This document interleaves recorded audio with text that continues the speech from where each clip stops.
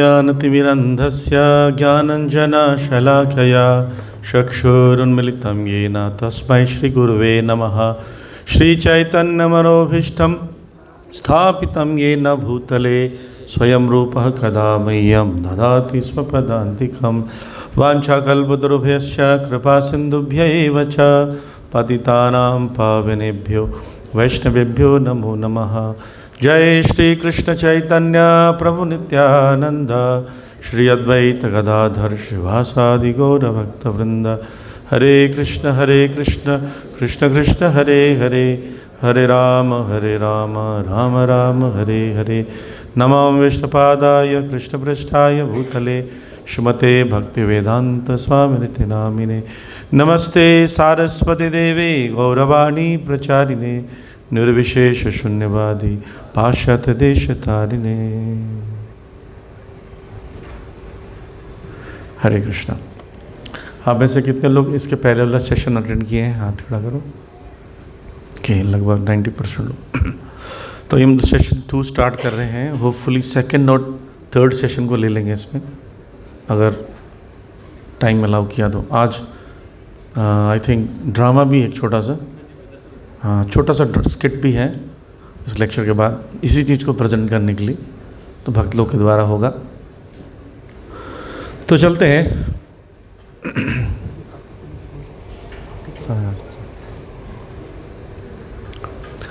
तो थोड़ा सा रिकैप हो जाए। हम लोग एक स्लोगन याद किए, सबको याद होगा, help to free all people, याद है? तो हेल्प से ह्यूमिलिटी, टू से टॉलरेंस, फ्री से फॉरगिवनेस, और ऑल से अप्रिसिएशन, और पीपल से पेशेंस। तो ये 5 क्वालिटीज़ हम डेवलप करते हैं रिलेशनशिप में, तो ऑटोमेटिकली हम अच्छा रिलेशनशिप बिल्डअप कर सकते हैं। और ये भी दिया था, डिस्कस किया था हमने, 6 loving exchanges: giving gifts, receiving gifts, revealing one's mind and confidence, inquiring confidential, accepting prasadam, offering prasadam. ठीक है, ओके।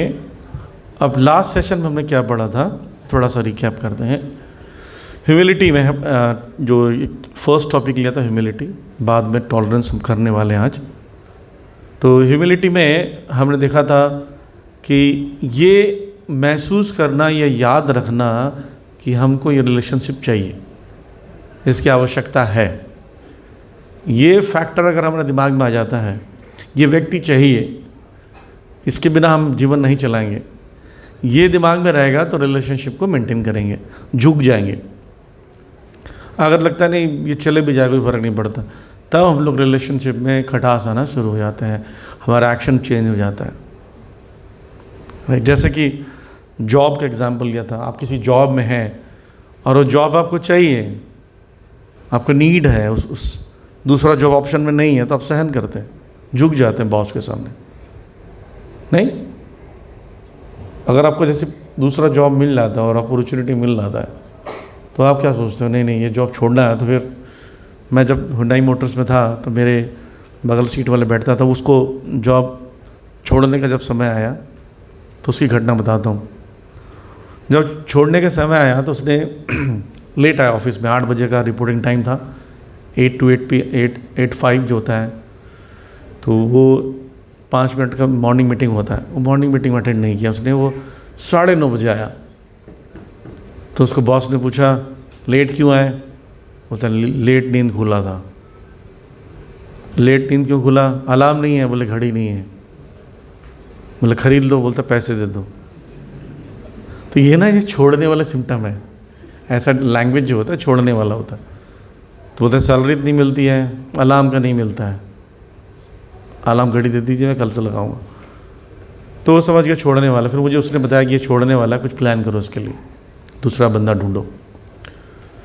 तो जब आप किसी को छोड़ना चाहते हो तो झगड़े को बढ़ाते हो, राइट? अगर नहीं छोड़ना चाहते, ये व्यक्ति मुझे चाहिए, बोले नहीं इसका रिजल्ट क्या आने वाला, ये कहीं व्यक्ति छूट ना जाए मुझसे, आप झुक जाते हो, है ना? तो इसलिए पहला चीज़, understanding that we need this relationship, taking a humble position in a conflict.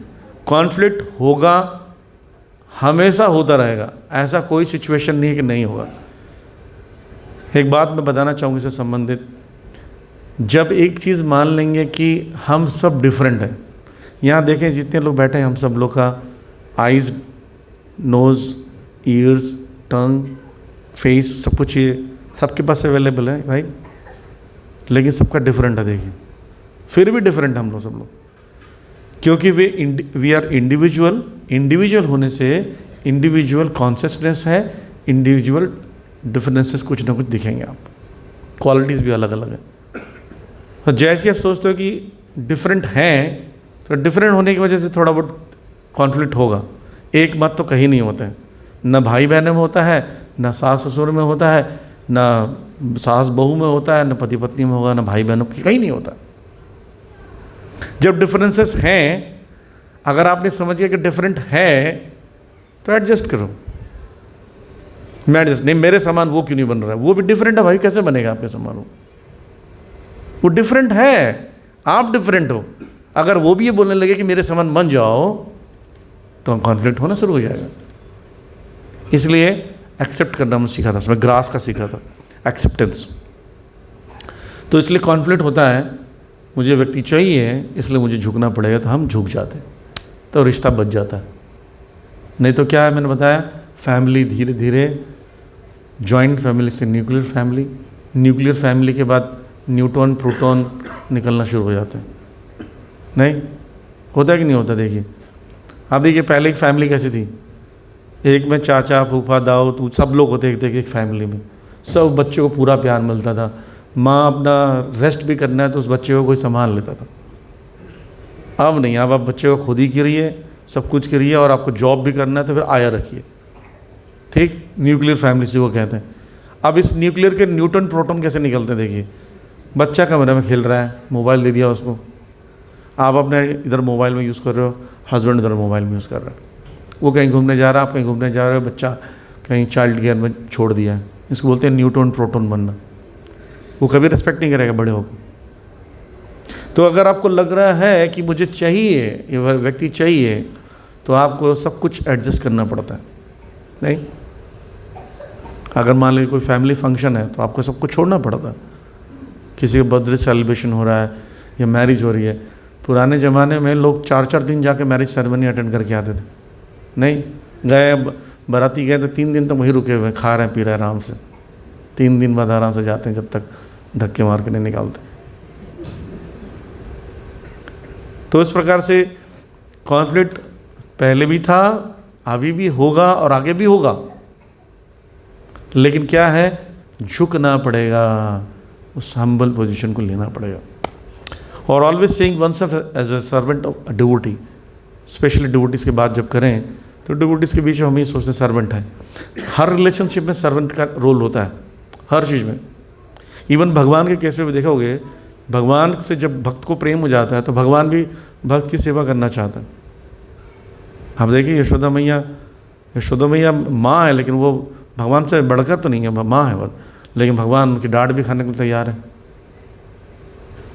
सोचिए कि छड़ी दिखा रही है, जिससे भाई भी भयभीत रहता है, भगवान उनकी छड़ी से भयभीत है, किसी भक्त की छड़ी से, कि मैया जो उसके हाथ में छड़ी है और बांध दिया है, मतलब पशु को जैसे मेरी पिटाई होगी। भगवान ऐसा कैसा सोच सकते हैं? क्योंकि प्रेम है जहाँ, वहाँ पर झुकना पड़ता है। राइट, प्रेम का परिभाषा यही है। तो अब आगे चलते हैं हम। रिलेशनशिप्स में इसको डेवलप किया जाता है, मेंटेन किया जाता है, ग्रो किया जाता है। डेवलप का मतलब पहले एक दूसरे से संबंध बनाया जाता है, अगर ऑलरेडी संबंध है तो उसको मेंटेन किया जाता है।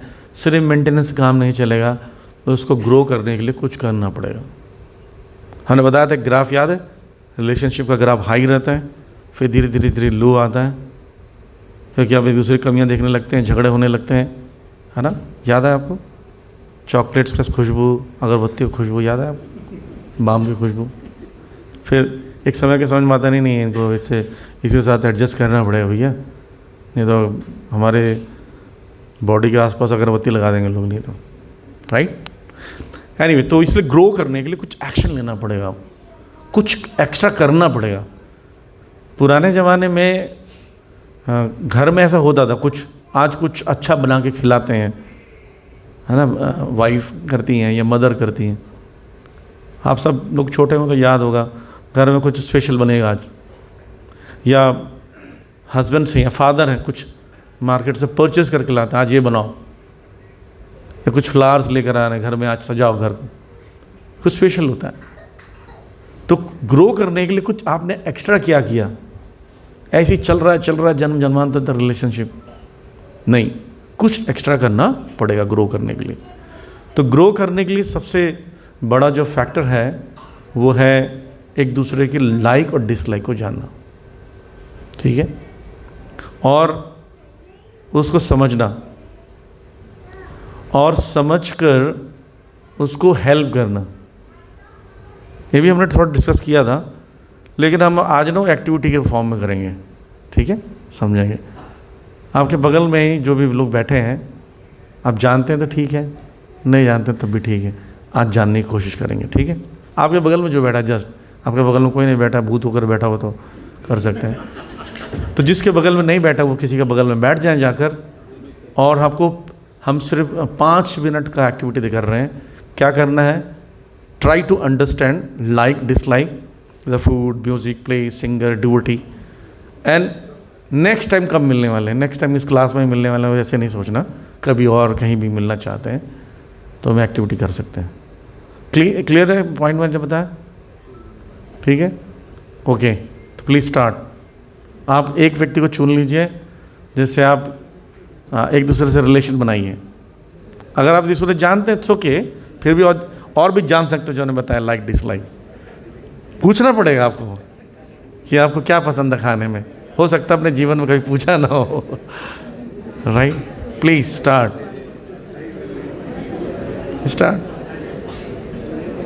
आप किसी के साथ बैठ सकते हैं, माता जी के साथ। आप चले जाओ भाई, घर में ही तो है।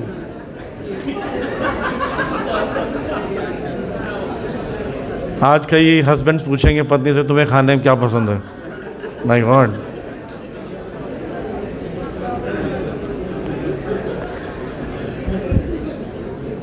ओके, कौन?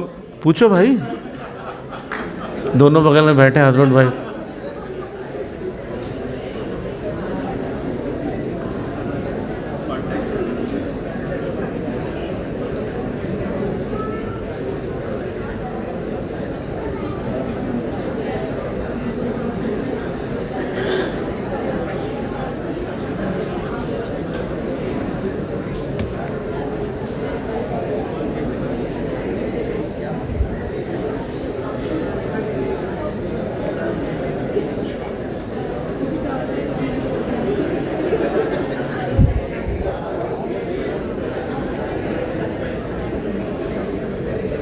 आज बहुत सारे सीक्रेट्स खुलने वाले हैं।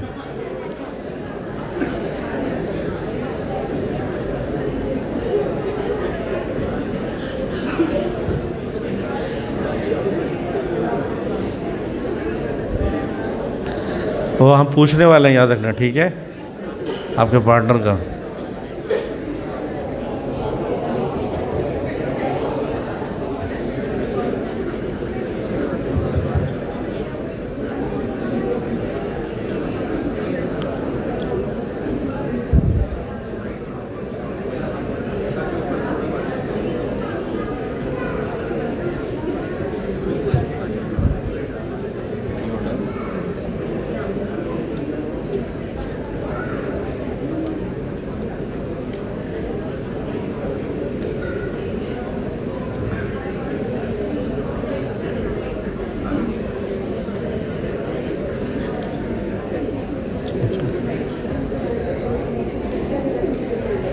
ओके, एक्टिविटी चल रही है, इसमें अपने partner, life partner, next to the partner से आपको डिस्कस करना है उनकी लाइक डिसलाइक क्या है।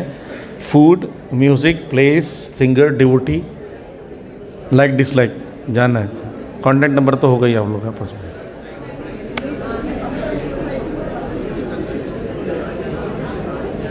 ओके, किसका हो गया? हैंड रेज कीजिए।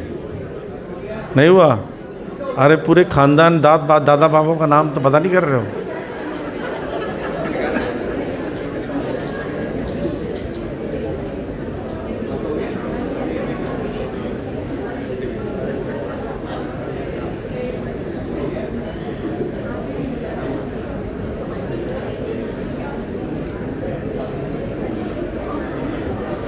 एक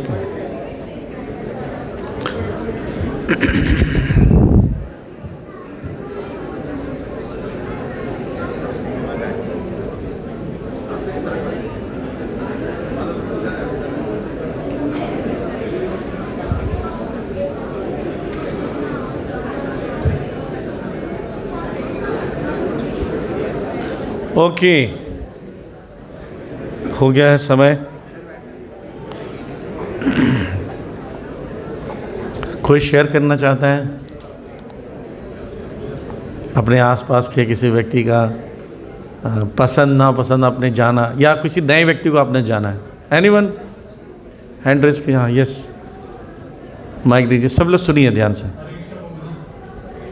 प्रभु जी, मैंने अपने साइड में एक प्रभु जी बैठे हैं, उनसे बातचीत करी। हाँ। उनका नाम राहुल है। ये यहीं पे मतलब इनका ऑफिस है ईस्ट ऑफ कैलाश में। ये यहाँ पे 3 महीने से जुड़े हुए हैं और मैं खुद 1 महीने से जुड़ा हूँ। अभी हम नए हैं यहाँ पे, तो मैंने इनसे पूछा कि इन्हें कैसा लगता है यहाँ पे आके, तो उन्होंने बताया कि अच्छा लगता है काफ़ी और अच्छा एक्सपीरियंस है। तो मैंने म्यूजिक के बारे में पूछा, म्यूजिक कैसा पसंद है, तो बोल रहे थे कि 90s का म्यूजिक पसंद था मुझे, बट अब से डिवोशनल सॉन्ग पसंद आने लगे हैं। Very good. भगवान के गाने सुनते हैं। राणो तो गयो। मैंने फेवरेट फूड पूछा तो उन्होंने बताया राजमा चावल इनका फेवरेट फूड है। राजमा चावल? आज राजमा चावल ही है। ओके ओके, बस इतनी बात हो पाई। ठीक है, बाद में कुछ और डिस्कस कर सकते हैं प्लीज। Anyone else? यस, इधर पीछे।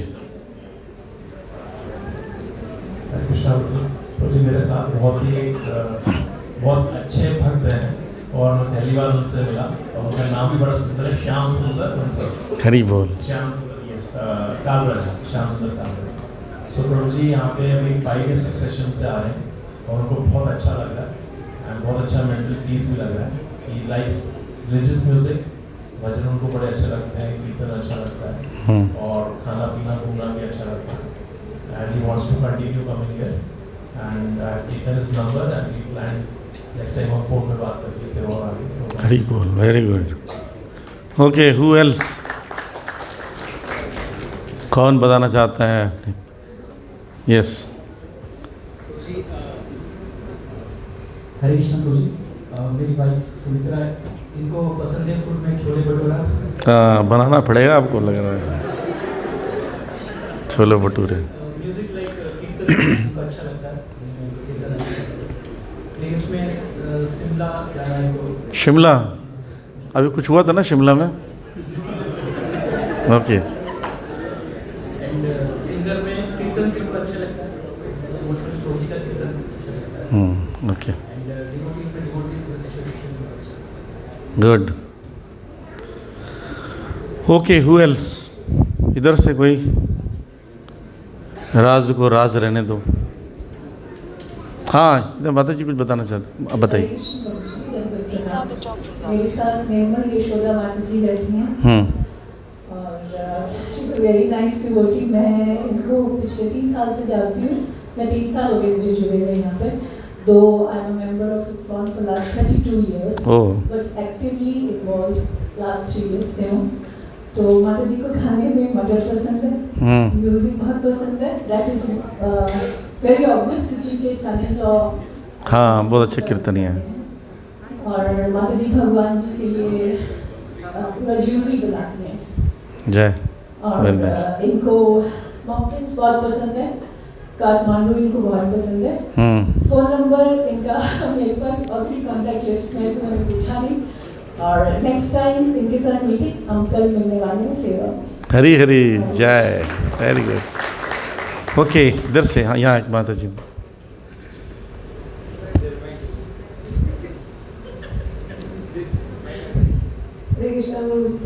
मेरे को प्रसाद पाना बहुत पसंद। नहीं, उनको पसंद बताना है, प्रभु जी का, प्रभु जी का पसंद। अच्छा, उनको ही पसंद करना पड़ता होगा उनको। यही मुझे अच्छा अच्छा, ठीक है, ओके म्यूजिक में मुझे मतलब कीर्तन करना बहुत अच्छा लगता है, इसलिए मैं मंडल गाने सीख रही हूँ। ओके और प्लेस में जाना मुझे सबसे फेवरेट है जगन्नाथ जी, मुझे वहाँ जाना बहुत अच्छा लगता है। ओके, ये इनको बताना था, आप बता रहे हैं इनका, ठीक है, कोई बात नहीं, ये बता नहीं पाएंगे ना, बोलिए, आप बता दो बाकी वाला, कहाँ इनको कहीं घूमना वूमना अच्छा लगता है, कोई प्लेस? सब जगह घुमा के सब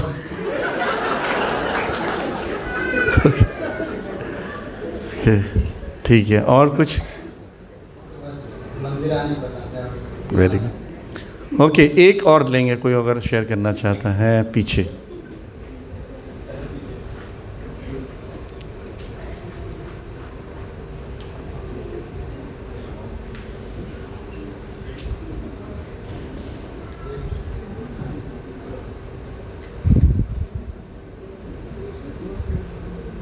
आप बोलिए, आप बोलिए।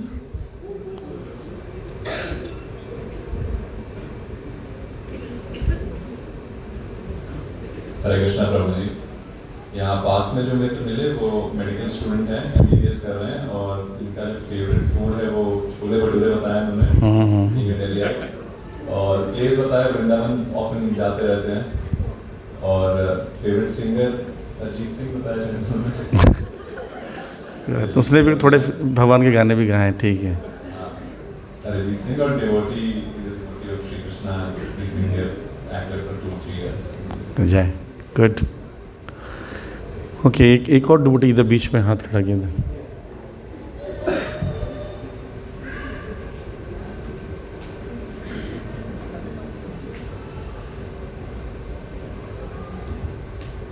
हरे कृष्णा प्रभु जी, मेरे साथ जो बैठे हैं इनका नाम उत्सव है, और लास्ट टाइम इनसे मैं सेम सेशन में मिला था, तो आज थोड़ी और बातचीत हुई, उनके बारे में थोड़ा और जानने मिले। सो इनका जो फूड है बेसिकली, भूल गए, खा तो नहीं लिया आपने? एंड म्यूजिक जो है बेसिकली पहला जस्टिन बीबर का सुना था, उनके पहले प्रेफरेंस उनकी यही होती है। दूसरा प्लेस इनकी 2-3 जगह है, जैसे इनका जलंधर और श्रीनगर जो फेवरेट है, एंड सिंगर में से जस्टिन बीबर, और जो डिवोटी है वो गणेश जी की है। ओके, ठीक है, थैंक यू वेरी मच, सब लोग एक बार ताली बजा दीजिए, थैंक यू। ओके, तो बेसिकली अगर रिलेशनशिप को ग्रो करना है तो हमें उनके बारे में जानना पड़ेगा। कई बार कई साल तक पता नहीं होता है कि पत्नी को क्या पसंद है, क्योंकि हमने अपनी पसंद का हमेशा सोचा है। कई बार पति को कोई पसंद ही नहीं होता, उसको जो दे वो खाना पड़ता है उसको, है ना। वो बोलता है आज खाने में क्या है, बोले खाने में जो है वही तुम्हें पसंद करना पड़ेगा। तो इसलिए पसंद पूछा जाए, और थोड़ा थोड़ा नापसंद का ध्यान रखें कि भाई ये पसंद नहीं है, या ऐसा बोलना। जैसे कई रिलेशनशिप में कई काइंडनेस होती हैं, जैसे फिज़िकल काइंडनेस। फिज़िकल काइंडनेस का मतलब है उस व्यक्ति के कंफर्ट डिस्कम्फर्ट का ध्यान रखना, है ना। जैसे कोई एक हस्बैंड वाइफ डिस्कस कर रहे हैं, जनरली प्रभु जी जो हैं हस्बैंड जो होते हैं वो खराटे लेते हैं ज़्यादातर, मैक्सिमम। अब वो खराटे से पत्नी को दिक्कत आता है, लेकिन वो टॉलरेट करती है ना। तो हस्बैंड बोल रहा है कि मैं खराटे लेता तो मैं दिक्कत होती है, बोलती है हाँ मुझे दिक्कत होती है, लेकिन मैं टॉलरेट करती हूँ क्योंकि दिन भर तुम मुझे टॉलरेट करते हो। तो एक दूसरे को टॉलरेट कर रहे हैं, राइट। जैसे तुम में अच्छे गुण हैं कि तुम सबके सामने मुझे डांटते नहीं हो, पब्लिक में मुझे एब्यूज़ नहीं करते हो, मिसबिहेव नहीं करते हो, लेकिन मैं दूसरे लोग करते हैं उसकी कंपैरिजन में तुम कितने अच्छे हो, तो मुझे क्या खराटे टॉलरेट नहीं कर सकते। तो ऐसे कि एक दूसरे की लाइक डिसलाइक को जब समझते हैं, even not husband and wife, anyone, आप जिसके साथ रह रहे हो, फ्रेंड हैं, आप देखिए फ्रेंडशिप में क्या होता है, हम एक दूसरे की चीज़ों को सहन करते हैं, राइट। वो कैसा भी व्यक्ति उसके साथ एडजस्ट करते हैं, तो उससे क्या होता है, रिलेशनशिप ग्रो होने लगता है कि एक अच्छी अंडरस्टैंडिंग आती है। हमें लगता है ये व्यक्ति कितना समझदार है मेरे को लेकर, तो मुझे इसके साथ ही रहना है, और उससे सब कुछ शेयर करना चाहते हैं। इसको बोलते हैं फिजिकल काइंडनेस। फिर होता है वर्बल काइंडनेस। वर्बल काइंडनेस क्या है? आप बात करते हुए सॉफ्ट स्पोकन है, स्पेशली विथ योर पार्टनर या फ्रेंड्स या जो भी कंपेनियन जो आपके साथ में रह रहे हैं या कलीग्स हैं, व्हाटएवर, जिनके साथ रिलेशनशिप बिल्ड करना है। वर्बल काइंडनेस का मतलब होता है ऐसा हार्श वर्ड यूज़ नहीं करना। मैंने भी बताया था, अगर आपको अपनी बात रखनी भी है तो बहुत लाइटली रखिए। बोलो जरूर, बोलना गलत नहीं है, अपने हार्ट को नहीं बोलेंगे तो मन में कुछ एजम्पशंस होंगे, तो बोलना ज़रूरी है, लेकिन कैसे बोलें? ऐसे बोलें कि उसको बुरा न लगे। सत्यम ब्रूयात् पुरुषं ब्रूयात्, सच बोलिए पर प्रिय बोलिए। क्योंकि याद रखना, सच कड़वा नहीं होता एक्चुअली, हम कड़वा बना के प्रेजेंट करते हैं। सच सबको अच्छा लगता है, लेकिन अच्छे ढंग से प्रेजेंट करेंगे तो। हमारा उद्देश्य उसको अपमानित नहीं करना होना चाहिए अपने वर्ड से। किसी को बताना चाहते हो कि तुम गलत हो, तो अपमान करना ज़रूरी थोड़ी है। आपका उद्देश्य क्या है? उसको पता चल रहा है कि इसकी गलती है, राइट? और अपमानित कर दोगे तो क्या होगा? अपनी गलती नहीं मानेगा, सुधार भी नहीं करेगा। तो ये भी हम डिस्कस करेंगे जब वाणी वाला पोर्शन आएगा कि हाउ टू करेक्ट अदर्स, उसमें हम लोग जाएंगे तो विल डिस्कस इन डिटेल, ठीक है? तो ये ध्यान रखना है। और थर्ड होता है मेंटल काइंडनेस होता है। मेंटल काइंडनेस का मतलब होता है उसको टॉलरेट करना, ठीक है? उसी पर हम चर्चा करने जा रहे हैं आज, टॉलरेंस। कि क्या प्रिंसिपल है? Overlooking shortcomings of others. हम में से ऐसा कोई है जिसके अंदर कमी नहीं है? ऐसा कोई है? हाथ खड़ा करें। कोई परफेक्ट व्यक्ति है? कोई भगवान है यहाँ पर? कोई नहीं। हम सब के अंदर कुछ ना कुछ कमी है।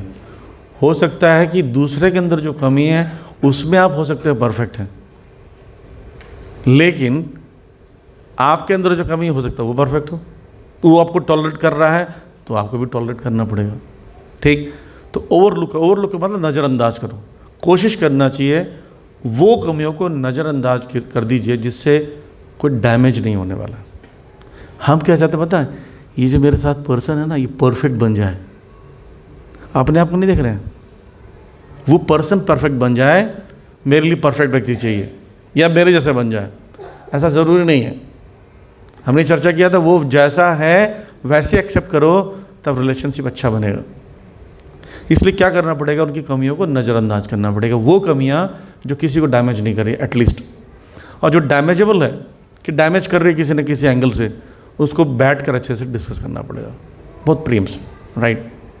तो फॉल्ट फाइंडिंग एक कंडीशन सोल का एक सिचुएशन होता है। वो हर व्यक्ति दूसरे में कमी जल्दी देखता है, राइट? ये क्या दिख रहा है? कितने लोग स्टार दिख रहा है?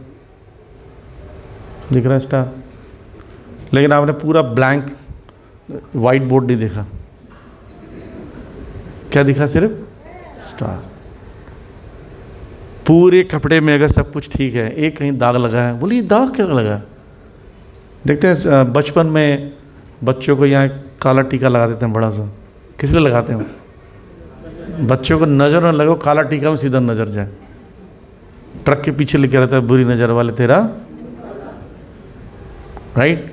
इसका पर्पस ये होता है कि अट्रैक्शन कहीं और ले जाना, क्योंकि हमारे अंदर कमियां देखने की आदत है। तो सबसे पहले कमी दिखती है, लेकिन आपने पूरा वो व्यक्ति के अंदर 100 अच्छाइयाँ होगी, वो नहीं दिखेगा, एक कमी दिखेगी वो। तो उस कमी को अगर हटा दिया जाए या नज़रअंदाज कर दिया जाए तो व्यक्ति कितना अपना है सोचिए। देखिए, फिर कोई टेंशन ही नहीं है, एक्सेप्ट करना आसान हो जाएगा। 100 अच्छाइयों के बावजूद एक कमी की वजह से हम उसको एक्सेप्ट नहीं करते। आप देखिए बच्चे के केस में कैसा होता है? आपका खुद का बच्चा है, भले वो थोड़ा मान लीजिए किसी कारण से उसके अंदर थोड़ी कमियां हैं। मैं एक और एग्जांपल देता हूँ। बच्चा फेल हो गया एग्ज़ाम में या अच्छे मार्क्स नहीं लेकर, आपको गुस्सा आता है, आप मारते हो, लेकिन क्या आप दूसरे के बच्चे को मार सकते हो? जैसे किसी पड़ोस में जाओ, पूछो मार्क्स कितने आए, बोला 97% आया, खूब पीटो उसको अच्छे से।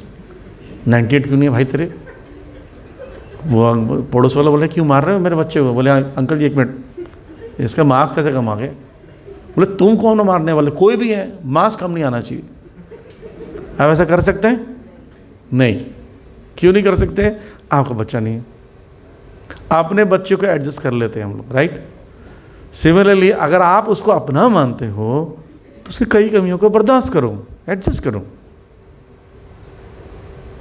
है ना? अपना व्यक्ति तो अपना ही होता, राइट? खासकर स्पेशली दूसरों के सामने तो बिल्कुल नज़रअंदाज करना चाहिए कमियों, है कमियां हैं, आप मत बोलिए।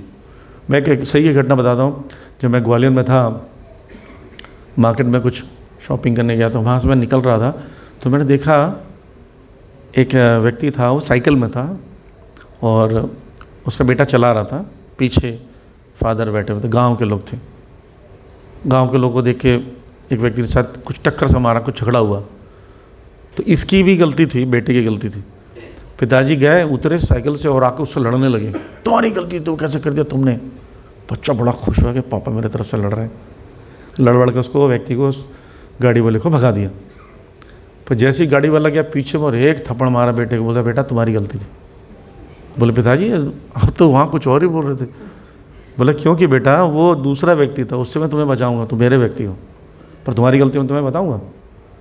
तो स्पेशली जब पब्लिक में होते हैं तो कभी करेक्शन मत कीजिए। पब्लिक में करेक्शन बच्चा भी नहीं लेना चाहता है। छोटे छोटे बच्चे हैं ना, जब आप सुबह सुबह बिखरे बिखरे बाल रहते हैं, बरमुड़ा में स्कूटी से जाते हैं ना छोड़ने के लिए बच्चे को, तो बच्चा बोलता है पापा वहीं छोड़ दो, स्कूल के पास मत ले जाओ, गेट के पास। बोल देंगे अंकल कौन है, किसको लेकर आए हो? उसको भी बेइज्जती लगती है। आप क्या सोच रहे हो? बच्चों को लगता है ना? वो बच्चे बोलते हैं ये तेरे पापा हैं, कि बाल ऐसे स्पाइक्स क्यों बने हुए हैं? बच्चों का आंसर नहीं रहता है, राइट? देखिए पेरेंट्स उसके लिए वो है, हीरोज़ है ना, हीरो हीरोइन है उसके लिए, और वो उतना ज़्यादा अच्छा नहीं दिखेंगे तो उसको भी बड़ा डिस्करेजमेंट मिलता है। बच्चों को सबके सामने मारेगा ना तो पहले देखता है किसके सामने मार खाए। हाँ, आप उस बच्चे को घर में ले जाकर डांटेंगे तो सहन भी कर लेगा। पब्लिक में, मेहमान के बीच में। सिमिलरली हस्बैंड वाइफ, करेक्शन मत कीजिए पब्लिक में, बिल्कुल मत कीजिए। किसी भी दोस्त को रिलेशन ख़राब करना, सबके सामने बेइज्जती कीजिए, एकदम रिलेशन ख़राब हो जाए। गलती होगी भी, वो व्यक्ति बुरा मानेगा। प्राइवेटली बोलिए, पर्सनली बुला कर एक जगह बैठाइए और पूछिए कि हमें ऐसा लगा, हो सकता है आप सही हो, हमें ऐसा लग रहा है कि आपकी गलती है, क्या आपको लगता है? बैठ के डिस्कस करना चाहिए। तो छोटा छोटा कमियों को छोड़ देना चाहिए। स्टोरी बताते हैं छोटा सा। एक बार मधुमक्खी की मक्खी से दोस्ती हो जाती है, मधुमक्खी की मक्खी से दोस्ती हो जाती है। तो मधुमक्खी बोलती है बहन कभी हमारे घर भी आया करो, आप आती नहीं हो।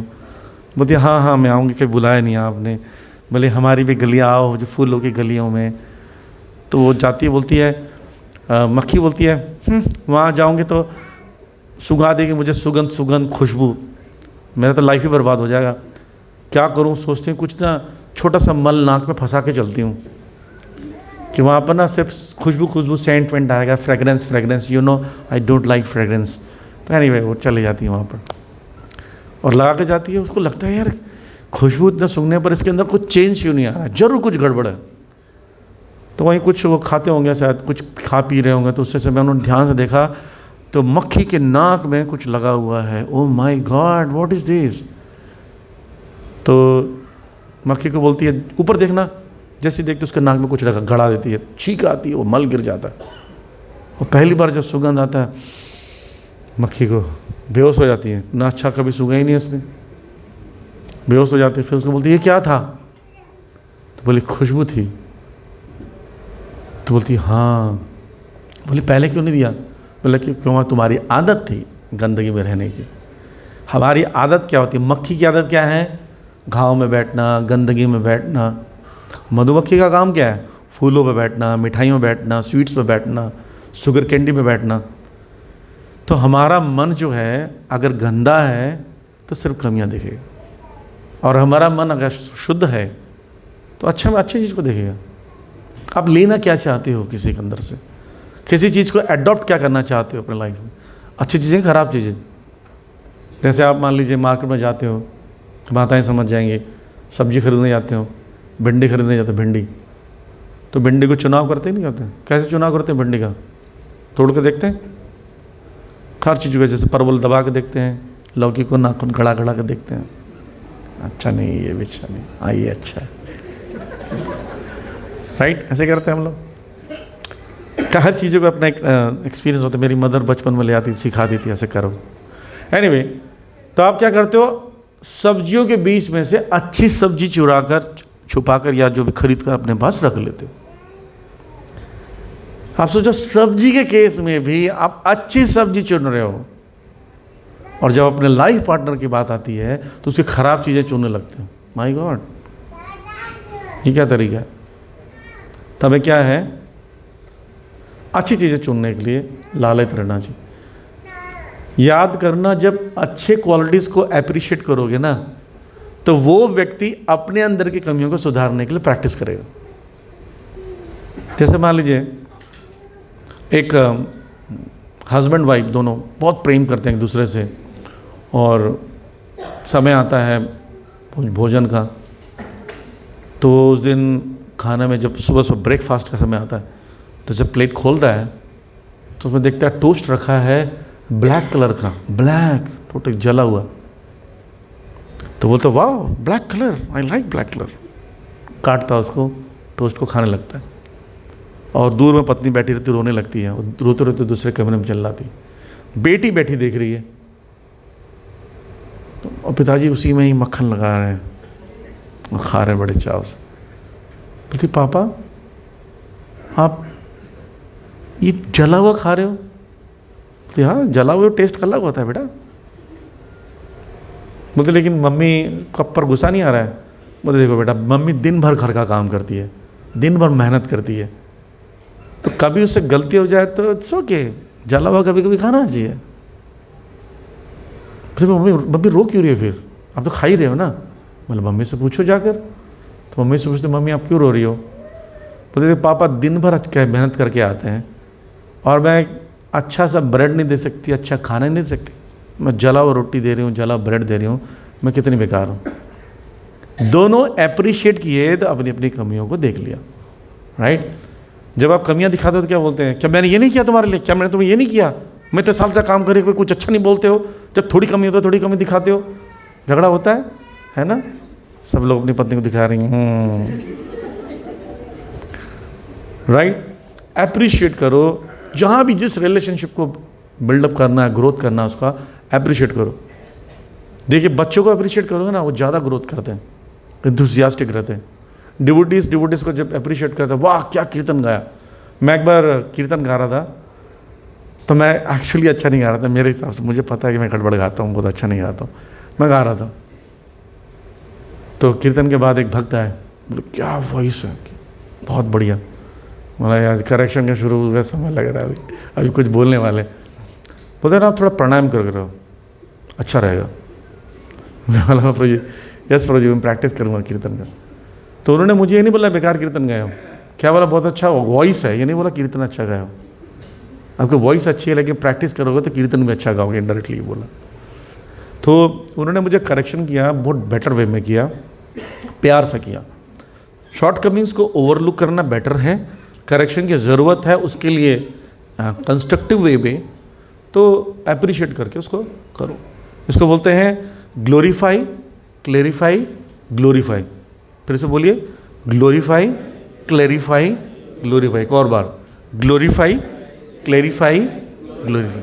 ग्लोरीफाई करो, बोलो वेरी नाइस। जैसे किसी ने कुकिंग किया, आज खाना कैसे बना है? खाना ये तो अंदर ही नहीं उतर रहा, क्या बनाई हो तुम? हो गया भैया, पहले बोल दो। बोले तुम इतनी सारी चीज़ें कैसे बना लेती हो इतने जल्दी से? मान लीजिए नमक नहीं है, तो बोले कि वैसे खाना ठीक है। बोलते नहीं, एक आध बार के बिना नमक के भी चलता है। आपने क्लेरिफाई किया, नॉट करेक्ट। तो नमक नहीं है, बोले कोई नहीं, ऊपर से डाल लेंगे, ऊपर से डालने का टेस्ट अलग है। खा लिया उसने। तो बोला लेकिन तुम नमक नहीं था फिर भी उसका अलग टेस्ट था। क्लेरिफाई कर दिया, फिर ग्लोरीफाई फिर से कर दिया। तो बीच में जो करेक्शन था ना, वो इतना सॉफ्ट था, वो एडजस्ट कर लिया। अब उसके दिमाग में रहेगा कि नहीं फ्यूचर में मुझे ध्यान रखना है, देखो मेरे हस्बैंड कितने अच्छे हैं। नहीं तो अगली बार बोले नमक किनारा, कुछ खाना बनाने आते, 25 साल से खाना बना रही हो, नमक भूल जाती है, अगली बार नमक कैसे डाल देगी हो, लो नमक खाओ नमक। तो ऐसा हो जाता है, फिर वो इंटरेस्ट खत्म हो जाता है। कभी किसी ना कुक को, जो भी कुकिंग कर रहे हैं ना, कुक करने के पहले झगड़ा कर लेना, फिर देखना खाना क्या टेस्टी बनता है। हमारे बेस में कुक थे, मैं अक्सर बोलता था जब कुकिंग कर रहे ना कुछ भी मत बोलो उसको, जब कुकिंग हो जाएगी जो भी उसकी गलतियाँ थी, वो सो गया था, लेट उठा था, वट ओवर, लेट बोलना। किसी ने पहले लड़ लिए थे, भाई साहब ना किसी में मिर्ची है ना किसी में नमक है, रोटियां तो आधी जली आधी निकली हुई, ऐसे लग रहा है चंद्रमा सूर्य सब उसी के अंदर समा गए। तो ये बहुत ध्यान रखें, शॉर्ट कमिंग्स को डील करना होना चाहिए। जैसे बोला जाता है hate the sin not the sinner, हमें पाप से घृणा करना है, पापियों से नहीं, क्योंकि उसको अपॉर्चुनिटी देना चाहिए सुधरने का। आपने उससे घृणा किया दिया तो उसको मौका कब दोगे सुधरने का? हर व्यक्ति से गलती होती है।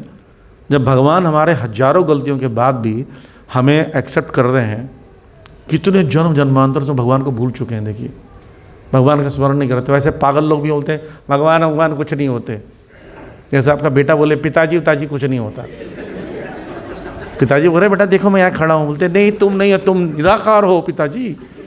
बोला भाई बड़ा बेकार आदमी है, मैंने तुझे पैदा किया है तो क्या हुआ, तुम निराकार हो।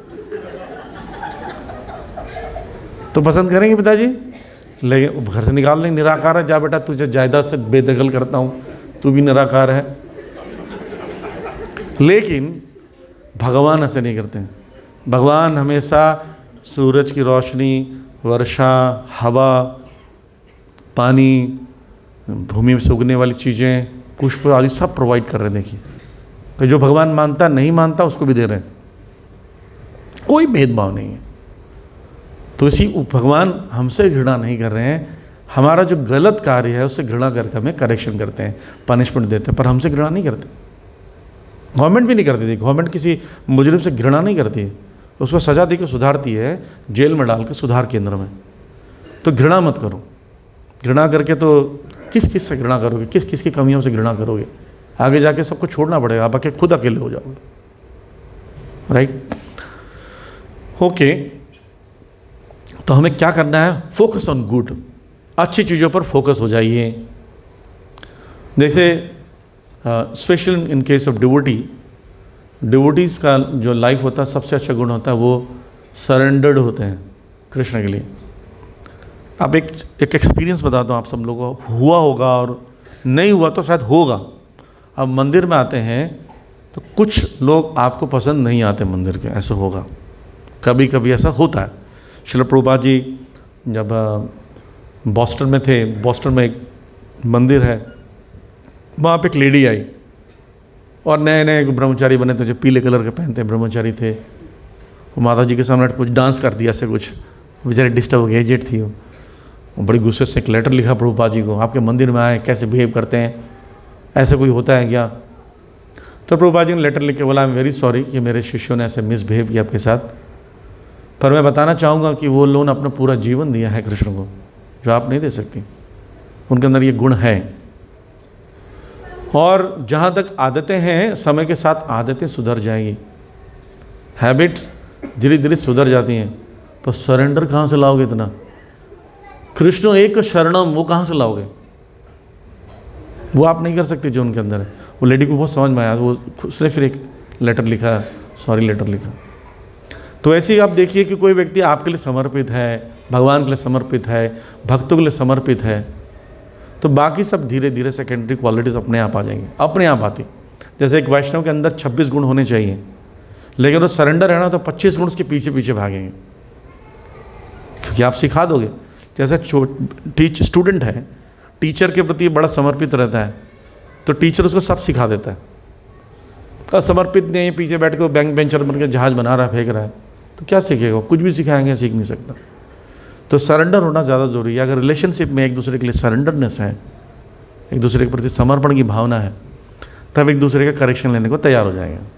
तो इसलिए उनको देखिए, हाँ ठीक है ये इसने गलती की है, लेकिन ये सरेंडर्ड है, तो छोड़ दो गलतियों को, नज़रअंदाज कर दो।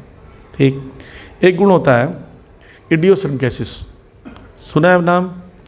इडियोसिंक्रेसिस का मतलब होता है हर एक अंदर एक अजीब सी चीज़ होती है, हर किसी व्यक्ति के अंदर अजीब सी चीज़। अजीब सा, मतलब कुछ ऐसा करेगा ना जो आपको हो सकता है आम जनता नहीं पसंद आए। जो कई लोग ऐसे गर्दन हिलाते बात करते समय बीच में, देखा आपने? ये व्यक्ति मेरे पास आया था, ऐसे झटका मारता था, बोला भाई इसको क्या हो गया पता है? बोला आर यू ओके? बोला हाँ। फिर मैंने, अरे आपको हंसी आ रही है ना, मैं हंसा नहीं तो बुरा मान जाता, राइट? इसको बोलते हैं इडियोसिंक्रेसिस। हर किसी के अंदर कुछ अजीब सा कुछ करते हैं कई लोग बोलते अजीब से हैं, कई लोग का वॉइस अटकता है। है ना, एक व्यक्ति था, बुक डिस्ट्रीब्यूशन करने की बड़ी इच्छा थी, बोलना नहीं आता, 1 रुपये का मिलेगा तो हो गया, कोई व्यक्ति बुक ही नहीं लेगा। भाई साहब रुको, तब तक चला जाएगा। लेकिन उसकी बुक्स करने की इच्छा थी, तो वो दो लोग टेबल लगाए और उसका अटकने की आदत है, राइट? दूसरा व्यक्ति एकदम फॉरवर्ड बोलता था, इंग्लिश बढ़िया। दोनों बुक डिस्ट्रीब्यूशन करने गए। शाम को जब लौट कर आए तो जो लड़का अच्छा बोलता था उसने लगभग 200 किताबें की बुक्स करी। तो वेरी गुड लीडर ने बोला। और जो व्यक्ति अटकता तो बोले ये कितना किया होगा, बेचारा बोलना ही नहीं आता। कितना किया भाई बताओ? 5। बोले 500। बोले 500 कैसे कर दिया भाई 500? उनको बोलता हूँ कि बुक ले रहे हो कि पूरी भगवत गीता पढ़ा दूँ?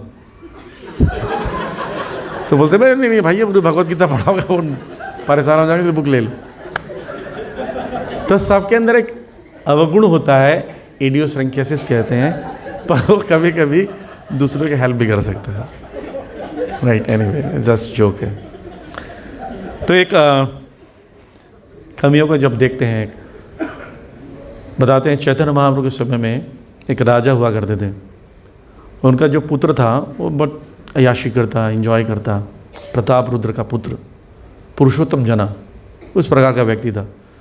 तो उसके कर टैक्स लेने वाले एक व्यक्ति थे, उनका नाम भूल रहा हूँ मैं।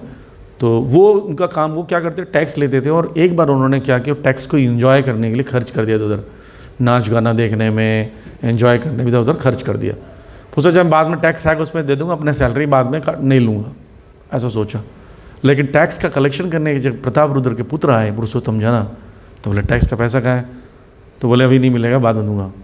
तो बोले ऐसे थोड़ी होता, मैं राजकुमार तुमसे लूँगा। तो बोले मैंने वो उड़ा दिया, अगले महीने दूंगा। पिताजी को जाकर बताते, पिताजी बोलते नहीं उसकी या तो उसका सामान जब्त कर लो कर के रूप में। तो आते हैं तो बोलते हैं कि पिताजी उसके पास घोड़े बहुत अच्छे हैं, वो अच्छे घोड़े हैं, उनको हम खरीद लेते हैं, उनको ले लेते हैं। बोलेंगे पैसे नहीं देंगे उसको, जितने भी टैक्स का पैसा उन्होंने गबन किया है। पिताजी बोलते ठीक है जो अच्छा लगे करो। तो बेटा गया, बेटा जब लेने गया तो घोड़े की सौदे कर रहा था। तो घोड़े का मान ले 30,000 रुपये, तो 10,000 15,000 ऐसे प्राइजेस लगा रहा था। तो ये जो गोपीनाथ पटनायक थे, उनका नाम गोपीनाथ पटनायक कहते हैं कि उनको गुस्सा आया कि इतने अच्छे घोड़े का इतना कम रेट लगा रहे हैं। तो ये पुरुषोत्तम जना का एक प्रॉब्लम था, गर्दन हिलाने का। ऐसे हिलाता था, बात करते थे कि घोड़े तो बहुत इतना महंगे नहीं है, ऐसा करता था। तो गोपीनाथ पटनायक ने बोला कि तो हमारे घोड़े जो अच्छे हैं तुम्हारे जैसा ऐसा सिर नहीं हिलाते हैं। और बाप रे, उसको किसको बोला? राजा के बेटे को। तो गुस्सा आ गया उसने क्या कर दिया, बोला इस व्यक्ति को फांसी पर चढ़ा दूंगा। अपने पिताजी को बताता है और सूली पर चढ़ाने के लिए टांग की व्यवस्था हो जाती है। तो व्यवस्था हो जाती है और चैतन्य महाप्रभु के सब दौड़े दौड़े आते हैं। गोपीनाथ पटनायक के पिताजी दौड़ दौड़ के आते हैं कि रक्षा करो रक्षा करो। सारे डिप्यूटीज पहुँचते हैं कि ये देखो एक आपके भक्त का पुत्र जो है वो फांसी पर चढ़ाया जा रहा है। तो बोले क्यों चढ़ाया जा रहा है? रीज़न बताते हैं, जैसे उसने नाच गाने में पैसे कमा दिया है। बोले अच्छा उसको चढ़ जाने दो। चैतन्य महाप्रभु क्रोधित हो गए, तो गलत बात है। बोलते लेकिन आप नहीं बचाओगे तो कौन बचाएगा? भगवान हो, भक्तों की रक्षा करने का वचन दिया आपने। कौन तो यहाँ प्रतिजान नहीं नाम में भक्त है प्रणश्यति। तो आप रक्षा क्यों नहीं कर रहे? तो बोलते ये बताओ कि वो अभी क्या कर रहा है जो शूली पर चढ़ा हुआ है? तो बोले फांसी यहाँ पर, फांसी के बंदा यहाँ है, और वो हरे कृष्ण मंत्र का जप कर रहा है। हरे कृष्णा कृष्ण कृष्ण हरे हरे, हरे राम राम राम। बोलते क्या हरे कृष्ण मंत्र जप रहा है? तो चैतन्य महाप्रभु बड़े खुश हुए। तो काशी मिश्र जो थे वो उनके बड़े अच्छे सेवक थे। काशी मिश्र राज पंडित है प्रताप रुद्र के। तो जाके बोलते चैतन्य महाप्रभु गोपीनाथ पटनायक से बड़े प्रसन्न है कि वो हरे कृष्ण मंत्र जप रहा है। ये नहीं बोले कि बचा दो, इतने मात्र से काशी मिश्र के बोलने से उनको गोपीनाथ पटनायक को बचा लिया गया। तो एक क्वालिटी देखा उनके अंदर कि ये हरे कृष्ण मंत्र जप रहा है, लाख कमियाँ सुधर जाएगा। देखिए हम सब लोग, आप में से बहुत सारे लोग हरे कृष्ण मंत्र जप कर रहे हो, काफ़ी कुछ इम्प्रूवमेंट आपकी लाइफ में आया होगा। आपने भगवान को सरेंडर किया तो आपके बहुत सारे बैड हैबिट चले गए। कई लोग चाय पीते थे, गुटखा खाते हैं, शराब पीते थे, मांस मदिरा का पान कर रहे थे, वो सब छूट गया आपसे। तो बैड हैबिट छूट गई ना, क्योंकि आपने सरेंडर को बढ़ाया है। सिमिलरली कोई व्यक्ति अच्छा बनने की कोशिश कर रहा है तो उसको एनकरेज करो। कोई बोल, अगर 100 बार भी बोलता है मैं सुधरना चाहता हूँ, 100 बार अपॉर्चुनिटी दो। प्रभुपाद जी ने एक व्यक्ति था, वो बदमाशी किया, तो बोले प्रभुपाद जी हम उसको निकाल रहे हैं। बोलते नहीं मत निकालो। बोले प्रभुपाद जी नहीं निकालेंगे तो बदमाशी करते रहेगा। बोले नहीं उसको मत निकालो। अगर फिर भी वो जाने के लिए सोचता है तो प्रेम बढ़ा दो। बोले प्रभुपाद हाँ प्रेम बढ़ा देंगे। प्रभुपाद जी अगर वो फिर भी जाने के लिए सोचे प्रेम बढ़ाने के बाद, तो प्रभुपाद जी बोलते और प्रेम बढ़ा दो। और प्रेम बढ़ाने के बाद भी नहीं सुधरेगा और छोड़ना चाहता है तो फाइनली फिर से प्रेम बढ़ा दो। बोले फिर से प्रेम बढ़ा देंगे? बोले हाँ। और प्रभुपाद जी उसके बाद भी नहीं माना और छोड़ने के लिए तैयार है। बोले कोई रास्ता नहीं बचता, हमें फिर से प्रेम बढ़ाना पड़ेगा। ऐसा कोई रास्ता मत छोड़िए कि वो चले जाए, और चले भी जाए तो अपने घर की खिड़की दरवाजे खोल के रखिए। वापस लौट कर आएगा और दरवाज़ा बंद रहेगा तो कैसे आएगा? अपनी तरफ से हमेशा रास्ता खोल के रखिए। ये विधि है, ठीक। प्रभुपाद जी कहा करते थे, understand that others are also tolerating being. बोलते tolerate them as I am tolerating you.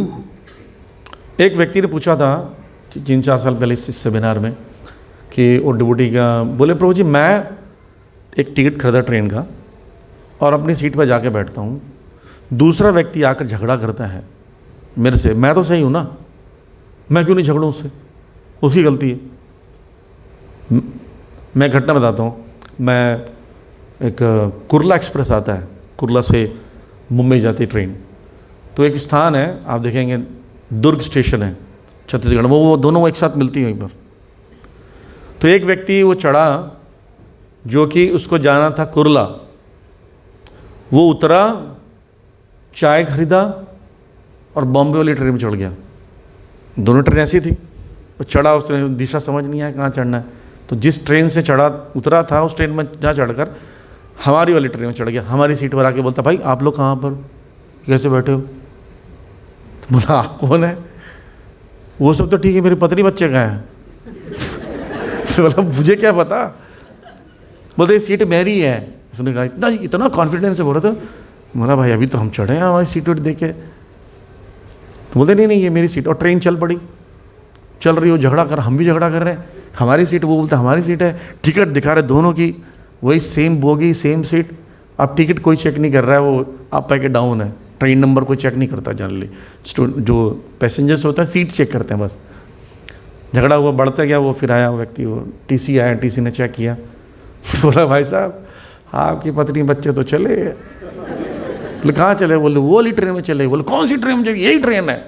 बोले ट्रेन ये नहीं है, आप गलत ट्रेन में चढ़ गए। दोनों ट्रेन ऐसे क्रॉस करती है, उस जगह में एक ही साथ रुकती है। अब उसकी हालत ख़राब, वो कहाँ जा रहा हूँ मैं, कहाँ जा रहा हूँ, विपरीत। फिर फ़ोन वोन करा के फिर इसको उतारा गया, वहाँ मिल गया जो भी। तो उससे से एक शिक्षा लिया कि वो गलत था, हम सही थे, हम परफेक्ट भी थे, still we should tolerate them. Tolerate कर कर एडजस्ट करने से सॉल्यूशन निकलता है, राइट। हम टॉलरेट नहीं करते। इस चीज़ में मैं परफेक्ट हूँ, पर वो किसी चीज़ में परफेक्ट हो सकता है, राइट। एक ही घर में दो लोग अलग अलग चीज़ में परफेक्ट हो सकते हैं, और हर व्यक्ति सोचे कि ये भी मेरे साथ परफेक्ट समान परफेक्ट हो जाए पर्टिकुलर चीज़ में, तो नहीं हो सकता। जैसे वाइफ रोटी बना रही है तो बोलती है हाँ हाँ अब इसको पलटो पलटो, गैस में रखो, तवा हटाओ, फिर रखो रखो। पत्नी बोली 1 मिनट, रोटी बनाना है 20 साल से जानते हो, मुझे सिखा रहे हो। बोलते तुम ड्राइविंग के समय ऐसे ही करती हो, जब मैं ड्राइव कर रहा था ब्रेक मारो ब्रेक मारो, अरे अरे लग जाएगा लग जाएगा। बोलते 20 साल से मैं नहीं चलाता हूँ, तुम क्यों करेक्शन करती हो? तो आप किसी चीज़ में परफेक्ट हैं, जरूरी नहीं है कि वो व्यक्ति परफेक्ट होगा, राइट। तो टॉलरेट देम, क्योंकि nobody is perfect. Okay, if everything is imperfect in this middle world, love is most perfect in its perfect imperfection. समझ में आया बात? इस संसार में सब कुछ इम्परफेक्ट है, पर प्रेम जो है त्रुटिपूर्ण गलत तरीके से प्रेम किया जाए वो भी परफेक्ट है, क्योंकि प्रेम बड़ा अट्रैक्टिव होता है, राइट। जैसे आप किसी के लिए कुकिंग करते हो लेकिन बहुत प्रेम से करते हो और ख़राब भी बनाया ना, उस व्यक्ति को पता चल जाता है कि इसमें प्रेम बहुत है। जैसे कृष्ण भगवान क्या खा रहे थे? केले के छिलके। कल्पना कीजिए आपके प्लेट में केले के छिलके काट काट कर कोई परोस दे आपके घर, मेहमान जब जाओ बोले सर आपके लिए केले के छिलके लाए, बोले तुम्हारा दिमाग खराब हो गया, फ्यूज़ उड़ गया है, नहीं खाएंगे आप। लेकिन भगवान कृष्ण खा रहे हैं आउट ऑफ लव। प्रेम ऐसे होता है ना। तो प्रेम इम्परफेक्ट होगा भी परफेक्ट हो सकता है इस मटेरियल वर्ल्ड में। Never expect perfection in a relationship. कभी परफेक्शन की कामना मत करो, ठीक है। क्या करना है? Learn the art of acceptance, accept people for what they are.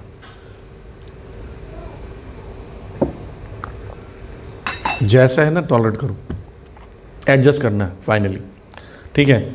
अब एक मन में प्रश्न आएगा आपके, तो गलती करते रहे हम सुधारे नहीं फिर उसको, हैं मन में आता है ना, वो कुछ भी करते रहे, कुछ भी गलती करते रहे, टॉलरेट टॉलरेट। क्या प्रभु जी टॉलरेट टॉलरेट बता रहे हो? कम से कम इतना तो बोल दीजिए कि थोड़ा करेक्शन का मौका दीजिए। ओके, करेक्ट कर सकते हैं, पर आर्ट ऑफ करेक्टिंग, करेक्ट करना के लिए आर्ट होना चाहिए, नहीं तो वो करेक्शन लेगा नहीं। ये 4 चीज़ें याद रखोगे ना, आपके घर में करेक्शन करने से भी कॉन्फ्लिक्ट नहीं होगा। First, am I right person to correct? Right person भी आपसे करेक्शन क्यों लेना चाहेगा? जरूरी नहीं है आपसे करेक्शन लेने के लिए तैयार हो जाए। कई बार वो व्यक्ति किसी और की बात सुनना चाहता है, राइट, उससे बुलवाओ। अगर आपको आपकी बात सुनता तो आप बोलो। जैसे हमारे मंदिर में होता है, कोई ब्रह्मचारी मान लीजिए हमारी बात नहीं सुनना चाहता और कुछ उसको करेक्शन करना है, तो हम किसको बोलते हैं? उससे इसकी फ्रेंडशिप जिसके साथ है, बोलेंगे ये इसको थोड़ा वो करना, करेक्शन करना, ये गलती से नहीं किया, आपकी बात सुनता है। बोले ठीक, क्योंकि आपकी बात, बोले तुम कौन होते हो? जैसे मान लीजिए सड़क पर जा रहे हो और व्यक्ति स्मोक कर रहा है, इधर आओ भैया, सिगरेट पीना बहुत बेकार है, चलो फेंको। आपकी बात मान लेगा? घर तक छोड़ के आएगा दौड़ाते दौड़ाते। करेक्शन नहीं लेना चाहते हर व्यक्ति। आपने कितना इन्वेस्टमेंट किया है उस रिलेशनशिप को, कितना सर्व किया है, कितना गाइड किया है, कितनी हेल्प की है, वो इन्वेस्टमेंट हाई लेवल का है, तब वो व्यक्ति करेक्शन में तैयार हो। जैसे बच्चों को करेक्शन करने के बाद भी वो छोड़ते नहीं। क्यों नहीं छोड़ते माता पिता को? उनको पता है कितना इन्वेस्ट किया माता पिता ने। वो सोचता वसूलने दे भाई, झेल लेंगे, ये अपने लोग हैं, राइट। तो am I right person to correct? ये पहला क्वेश्चन पूछे अपने आप से बिफोर करेक्शन। दूसरा, do I right motive to correct? क्यों करना चाहते हो करेक्ट? कई बार नीचा दिखाने के लिए करेक्ट करते हैं किसी को दूसरे को, राइट। ये है ही ऐसी, इसकी हर आदत ऐसी है, हम दिखाना चाहते हैं तुम्हारी गलती है, तुम गलत हो। ये उद्देश्य होना ही नहीं चाहिए। आप उसके अंदर इंप्रूवमेंट चाहते हो ना, तो नीचा दिखाने के लिए मन क्यों हो रहा? वाई? नीचा दिखाने का मोटिव नहीं होना चाहिए, उसके अंदर कंस्ट्रक्शन होना चाहिए, बदलाव होना चाहिए। जैसे आपके घर में कुछ चीज़ टूट जाए, आप दिन भर उसको कोसते रहे, ये टूटा है। अरे भाई सुधार दो, टूटा है तो। एक व्यक्ति पेंटिंग बनाता था, लड़का, वो क्या करता था, पेंटिंग बना कर ना सड़क पर रख देता था, बोले जहाँ कहीं भी गड़बड़ है उसमें गोला लगा देना। भाई साहब इतना गोला लगा देते लोग उसमें। गोला लगाने के लिए लोगों का मन मज़ा आता है, यहाँ भी गोला, ये भी ठीक नहीं है, गोला। और जब लेके आता था सर्कल ही सर्कल दिखते थे।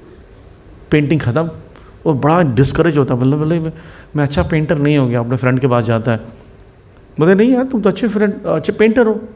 बोले फिर मेरे अंदर ये लोग करेक्शन क्यों करते हैं? बोले काम करो, तुम पेंटिंग बनाओ। पेंटिंग बनाता है वो, पेंटिंग लगाता है सड़क पर, और नीचे लिखता है अगर इसमें कुछ कमी है तो सुधार के दिखाओ। सब लोग आते नीचे देखते हैं, भाई ठीक है, बहुत बढ़िया, वेरी गुड। सुधारना आता नहीं, करेक्शन कैसे करेंगे, राइट। तो कई बार हमें ही नहीं पता हम कर पाएंगे नहीं कर पाएंगे।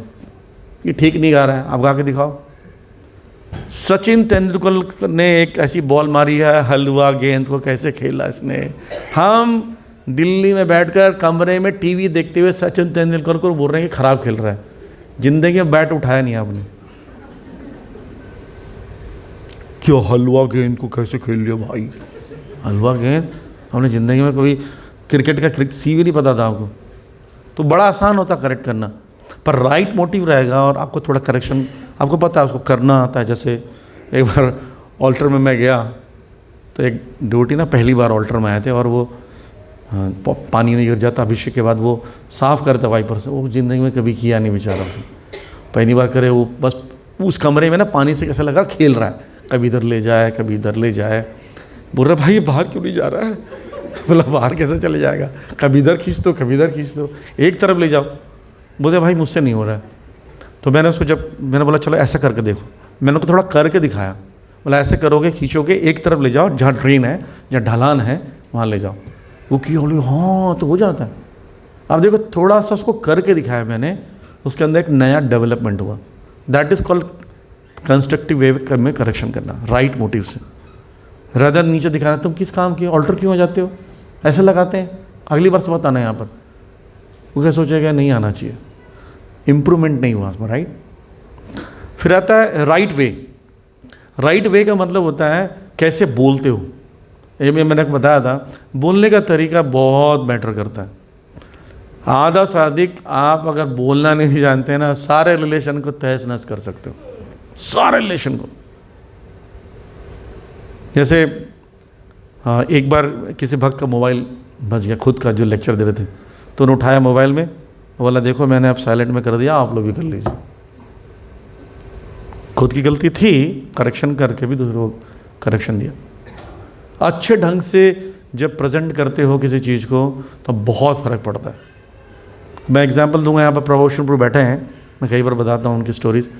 तो हम लोग मायापुर गए हुए थे, जो अभी प्रभु जी अनाउंसमेंट करते ना प्रभु विष्णुपुर, तो प्रभु जी यात्रा के कोऑर्डिनेटर थे। हमारी बस को निकलना था करेक्ट 4:30 बजे निकलना था, और 4:30 बजे मंगल आरती का समय होता है। और मायापुर हम सोचते थे कि मायापुर में मंगल आरती ज़रूर अटेंड करेंगे। उन्होंने स्ट्रिक्टली बोला था 4 बजे बस में आ जाना, और 4:30 बस निकल रही, कोई दर्शन करने नहीं जाएगा। तो ठीक है भाई, अब सब लोग थोड़े मंदिर से कुड़कुड़ा तो रहे थे, भैया ये दर्शन नहीं करने दे रहे। ठीक है कोई बात नहीं, सामान रख रहे, मैंने भी सामान रख ला, चलो कोई बात नहीं हम एडजस्ट कर लेंगे। सारे लोग बस में बैठ गए, 4:45 हो गया है, प्रभा विष्णुपुर गायब है। और सारे लोग बोले हलचल मच गई बस में, ये तरीका होता है, खुद ही जाकर दर्शन कर रहे होंगे पक्का, हमें यहाँ पर बैठा दिया। हमारा मन नहीं करता है कि हमारी कोई फीलिंग्स नहीं है ना। तो सब लोग ऐसे झगड़ा करने, बोला एक मिनट ऐसे ओपिनियन मत बनाइए। मेरे को भी थोड़ा लगा ऐसे, हमको तो रोक दिया, खुद चली तो नहीं गया कहीं। बोला लेकिन पूछना चाहिए, लेकिन पूछें क्या आप क्या दर्शन करने गए, तो उनको बुरा लग सकता है, कुछ अच्छा काम कर रहे हो। मैंने उनको फ़ोन किया, बोला हरे कृष्णा प्रभु जी कहाँ हैं, हमको कब निकलना है। बोले प्रभु जी अच्छा वो फ़ोन आ गया आपका, मैं ना सब लोग भक्तों के लिए प्रसाद लेने गया हूँ, ब्रेकफास्ट मैं अकेले उठा रहा हूँ। उन्होंने 8 कार्टन्स को उठा रहे थे, कैसे पता, पहले 2 कार्टन उठाएंगे, थोड़ा ये इतने नज़र के डिस्टेंस पर एक छोड़ेंगे, फिर पीछे आएंगे, फिर 2 कार्टन उठाएंगे, फिर पीछे आएंगे, 2 कार्टन उठाएंगे, फिर आगे के स्टेप्स करते करते वो लगभग 1 किलोमीटर से कर रहे हैं अकेले, बिकॉज ऑफ अस। और हम क्या सोच रहे हैं, मज़े कर रहा है बंदा, दर्शन कर रहा है। तो बोले प्रभु जी मैं डिवोटीज़ को भेजूँ, बोला हाँ। बोला कमान सब डिवोटीज़ दौड़ो, सब डिवोटी उठा के ले आए। फिर मैं जब वहाँ बताया इनकी एक्टिविटीज़ क्या कर रहे थे, मन में अप्रिशिएशन हुआ। और सोचो, और आते साथ बोलते आगे दर्शन करके हमें बैठा रखा था, तो इनके अंदर क्या बीतती। तो राइट वे से कभी कभी पता चल जाता है एक्चुअली इतनी कोई बड़ी बात नहीं हुई जितनी बड़ी बात हम सोच रहे हैं। तो बहुत अच्छे से बोलना चाहिए अगर आपको करेक्शन करना भी है तो। देखो ऐसे हमें लगा कि हो सकता है आपने ये गलती नहीं की, पर मुझे ऐसा लग रहा है आपने ऐसे गलती किया है, ऐसा है। जजमेंटल लोग नहीं, तुमने ये गलती की है, बोले नहीं ऐसा एक्सेप्ट करो, मैं बोल रहा हूँ ना। ये करेक्शन काम कभी नहीं आएगा। वो बोलते नहीं मैंने गलती नहीं, कोई बात नहीं, आपने हो सकता है नहीं गलती मुझे लग रहा होगा, लेकिन वो व्यक्ति सोचेगा जरूर, क्योंकि आपने मैसेज भेज दिया है विदाउट डिस्टर्बिंग। अनुद्वेगम करम वाक्यम सत्यम प्रेम हितम च, राइट। तो this is very very important. Right person right motive, right way और राइट टाइम। अब राइट टाइम क्या है? किसी ने 4 घंटा मेहनत करके कुछ चीज़ें बनाई होगी, उसी समय उसके धज्जे उड़ा दो। मान लीजिए किसी ने बैलून्स लगा के डेकोरेट किया होगा, ये बैलून है, कहीं 5 लगा कहीं 4 लगा, ऐसे लगाते हैं। वो बंदा सोचेगा मैंने इतनी मेहनत से बैलून लगाया, उसको कोई अप्रिशिएशन नहीं है, व्हाट इज़ दिस। लेकिन आप क्या उस समय मत बोलो बहुत वेरी नाइस, बहुत अच्छा डेकोरेशन किया। आप उसको कैसे करेक्शन करेंगे? बोले हाँ कहीं कहीं से है कि 5 नहीं है, पर 5 हो जाए तो और ज़्यादा अच्छा लगता है। आपने ये अच्छी की है, इससे अच्छा ये कर देते। जैसे ग्लोरीफाई, क्लेरिफाई और glorify, this is the right time. कहीं 6 घंटे तक मेहनत के बाद उसने कुछ काम किया, उसमें उसी समय मत टोको। हाँ मान लीजिए कोई व्यक्ति गड्ढे में गिरने जा रहा है, बोले नहीं मैं करेक्शन नहीं करूँगा, उसको गिरने दो, ये भी मतलब नहीं है कि भाई गिरने वाला उसको तो बचाना है।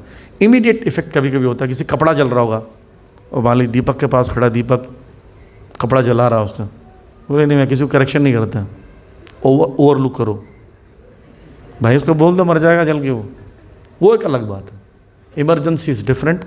आप अगर उसको प्राइवेटली लेटर ऑन डिस्कस करने का मौका मिलता है तो ज़रूर कीजिए और बहुत अच्छे ढंग से कीजिए।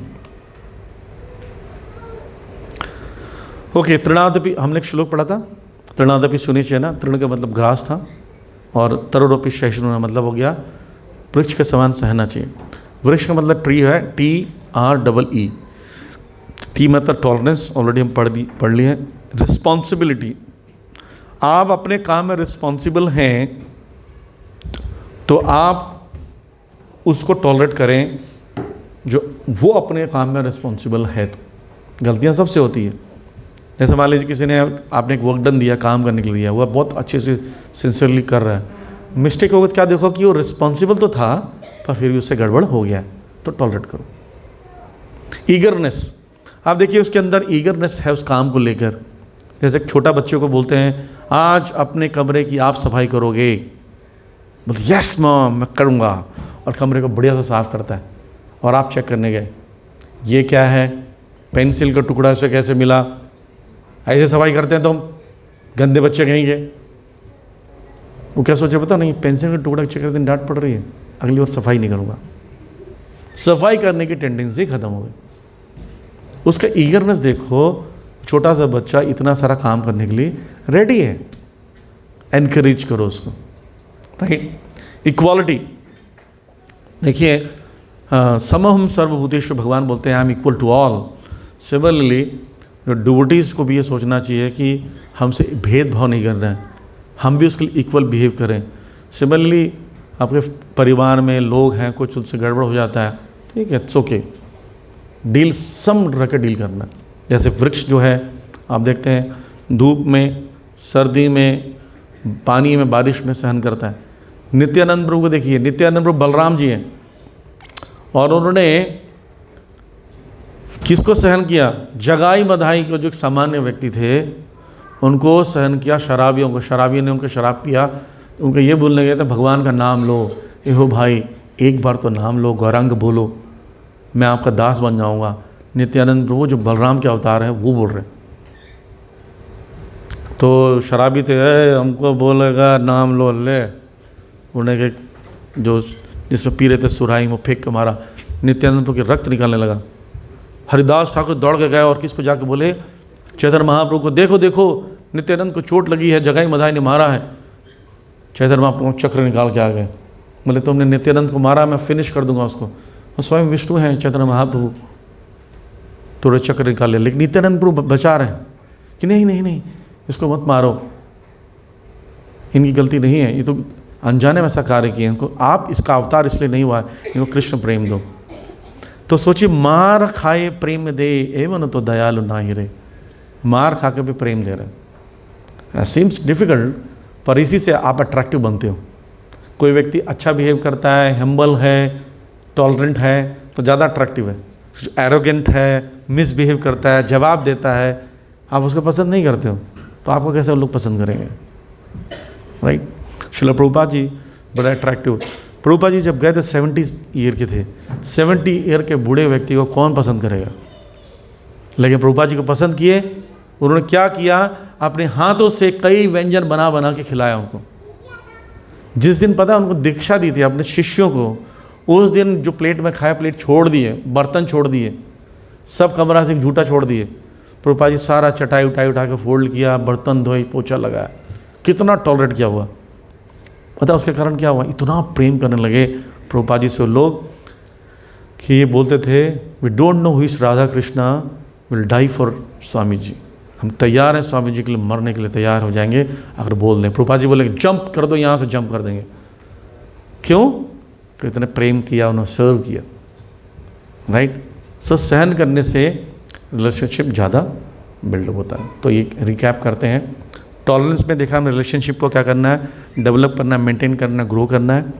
प्रिंसिपल क्या था, overlooking shortcomings of others, focus on good, इडियोसिंक्रेसीज, सबके अंदर कुछ विशेष अवगुण होते हैं, गुण होते हैं, उसका नज़रअंदाज करना है। Understanding that others are tolerating me, ठीक है। Okay, will discuss forgiveness next class में। कोई क्वेश्चन है, एक दो क्वेश्चन लेंगे। हमारा ड्रामा भी तैयार है, पीछे ड्रामा। Okay, any question? छोटा सा ड्रामा है, 5-6 मिनट का। कोई प्रश्न है किसी का? देवियों सज्जनों, कोई प्रश्न है आपका? नहीं? कोई प्रश्न है? पीछे पूछ रहे हैं ब्रोजो, लास्ट। हाँ,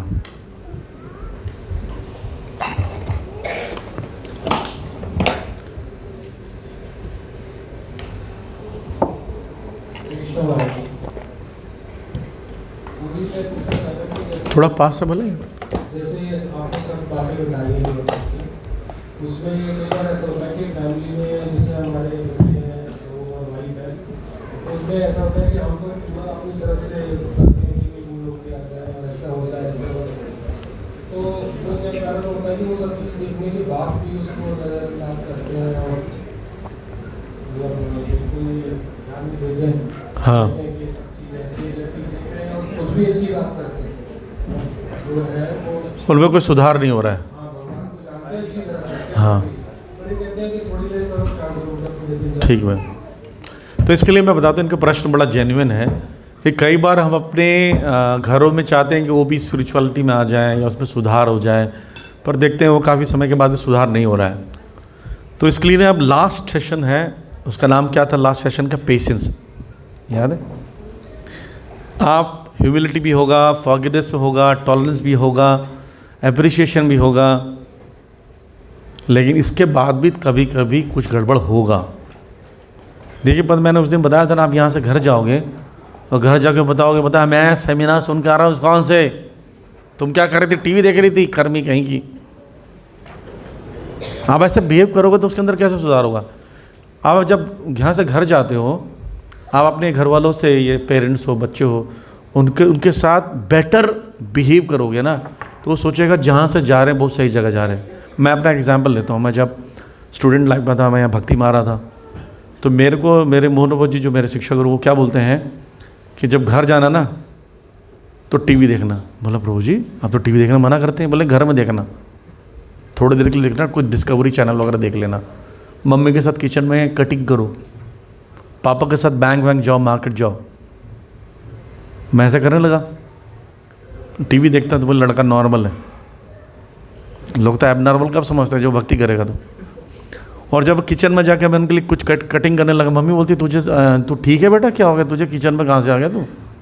बोले मैं सीख रहा हूँ, तुम लोग कहीं चले जाते तो मैं कैसे बनाऊँगा। तो गुड। बोले पापा आपको बैंक वैंक जाना तो मैं स्कूटर चला कर ले जाऊँगा आपको, चलो हमारे साथ। पापा लेके तो चले गए। बाद में क्या बोलते क्या हो गया हमारे बेटे को, ये अच्छे अच्छे काम कैसे कर रहा है अचानक से? तो पता क्या बोला, जब मैं लौट के आ रहा था तो मम्मी बोलती बेटा जहाँ तू जा रहा है, जो सीख रहा है ना वही सीख, और सही जगह जा रहा है और हमें भी ले जाना। और मेरी पूरी फैमिली में सब डिवोटी है, सब दीक्षित है। सिर्फ आपका बिहेवियर घर में जाकर आप कितना बेटर करते हो, उसके कारण ही वो घर वाले डिवोटी बनते हैं। इसका रीज़न बताता हूँ। आपकी वाइफ ठीक, और इस्कॉन, उसके बीच में कौन है? आप है। वो आप ही इस्कॉन है उसके लिए। आप गलत करेंगे तो इस्कॉन गलत है, अब अच्छा करेंगे तो इस्कॉन सही है। तो सोचो कितना इंपॉर्टेंट हो गया आपका रिलेशन, आपका बिहेवियर आपके घर पर, नहीं? तो हम लोग जब सीख लेते हैं ना, प्राउड होता है, मैं लेक्चर किया, मैंने सेमिनार किया, मैंने ये किया, मैं वो एकदम चौड़ा कैसे जब झाड़ हो जाते हो, घुस नहीं पाते हो घर में ठीक से, राइट? अरे भाई वहाँ जाओ तो ऐसा रहो घर के ही व्यक्ति हो, तब आपके जीवन में परिवर्तन आएगा, फैमिली में परिवर्तन आएगा। ओके, हरे कृष्णा। ओके,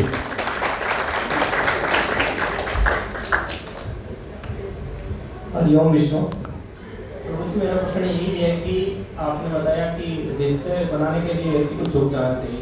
तो झुक जाने में आगे वाला समझता है कि कुछ इसको स्वार्थ के लिए झुक रहा है, कुछ इसके लिए झुक रहा है, इसका कारण क्या समझे, आगे वाले की थिंकिंग में कैसे डाल सकते हैं? देखिए, अगला वाला कम से कम पशु तो नहीं है, अगला वाला मनुष्य तो है, इतना कंफर्म है, राइट?